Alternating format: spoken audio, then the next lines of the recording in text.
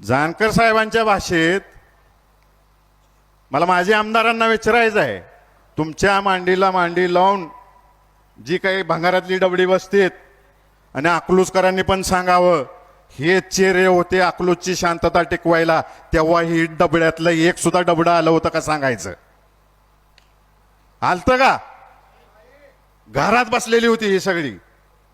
आम्ही रात्रंरात्र जागवलेत. केम पाटलांना आठवत असेल, सोलापूरला दंगल झाली होती, मोठे दादा तिकडे होते. 3 दिवस सलग आम्ही झोपलो नव्हतो. गावात काय नाही झालं पाहिजे, गावात कुठं भडका नाही उडाला पाहिजे, ही प्रेम आणि एकोपा टिकवण्याच्या दृष्टिकोनातून आज तागायत आम्ही सगळ्यांनी केलेला आहे.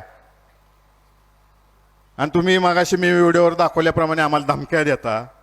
अहो, तुमचं सरकार राज्यात असू नाही तर केंद्रात असू धमक्याच देतंय. मी लोकसभा इलेक्शनला जेव्हा उभं राहायचं ठरवलं, मी माझ्या बायकोला, दोन्ही पोरींना आणि अख्ख्या कुटुंबाला विचारलं, कार्यकर्त्यांना विचारलं, सगळ्या मी उभा राहतोय ते सहकार महर्षी शंकरराव मोहिते पाटील साहेब आणि विजयसिंह मोहिते पाटील साहेब यांना मानणाऱ्या जनतेसाठी उभा राहतोय. आणि असल्या धमक्यांना मी भीक घालत नाही.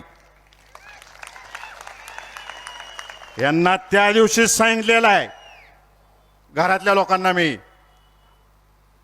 कोणतीही किंमत या माळशिरस तालुक्यासाठी, अकलूजसाठी, माढा लोकसभा मतदारसंघासाठी, सोलापूर जिल्ह्यासाठी मी भोगायची तयारी आहे.